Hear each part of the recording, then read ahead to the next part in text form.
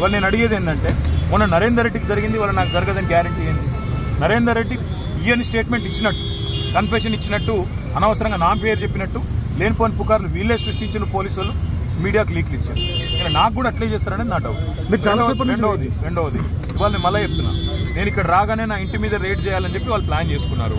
తప్పకుండా నా ఇంటి మీద రేడ్ చేస్తే కూడా అన్లయమని ఇరికిచ్చి రేవంత్ రెడ్డి గారు ఇచ్చిన 2 చిట్టీలు, అవసరమైతే ఇంకో 2 ఏమైనా సృష్టించి అని ఇరికిచ్చి కావాలని బదనాం చేయాలన్న చిల్లర ప్రయత్నం వాళ్ళు చేస్తున్నారు. నా హక్కుల కోసం తప్పకుండా నేను కొట్లాడతాను. న్యాయవాదుల సమక్షంలో ఎంక్వైరీ చేయాలని కోరుతున్నాను. తప్పే ఉంది. చాలాసేపటి నుంచి వెయిట్ చేస్తున్నారు, ఇంకెంతసేపు వెయిట్ చేస్తారు? ఏమని చెప్తున్నారు? 5 నిమిషాలు చూసిన తర్వాత మరి పోలీసులు సహకరించకపోతే నా దారి నేను అంటే ఇప్పటివరకు అయితే ఏం చెప్పట్లేదు పోలీసు వాళ్ళు. మరి లిఖితపూర్వకంగా ఏం చేయట్లేదు, కానీ వాళ్ళు ఫోన్లు వాళ్ళు ఏదో మాట్లాడుతున్నారు పైకి. రేవంత్ రెడ్డికి మాట్లాడుతున్నారో మరి ఇంకా డీజీపీకి మాట్లాడుతారో ఎవరికి మాట్లాడుతారో తెలియదు. వాళ్ళు ఏం చెప్తారో దాన్ని బట్టి నా తదుపరి. సార్ ఇప్పుడు అడ్వకేట్స్ అనుమతి లేదు అనేది అయితే నిబంధన లేదు. అడ్వకేట్స్ అనుమతి లేదు అనేది తప్పు. మొన్న పట్నం నరేందర్ రెడ్డి మీద ఏ కుట్ర అయితే వీళ్ళు చేసిండ్రో, ఆయన ఈయని స్టేట్మెంట్ ఇచ్చినట్టు పోలీసు వాళ్ళు ఏదైతే దొంగ స్టేట్మెంట్ సృష్టించి ఆయనను నన్ను బద్నాం చేసే ప్రయత్నం చేసిండ్రో అది జరగకూడదన్నదే నా తాపత్రయం. అందుకే లాయర్ ఉండాలని నేను కోరుతున్నా. లాయర్ ఉంటే వాళ్ళకి అభ్యంతరం ఏందో నాకు అర్థమైతే లేదు. ఏమైనా కానూను ఉందా? చూపెట్టు, కాగితం చూపెట్టు అంటే కాగితం చూపెట్టు.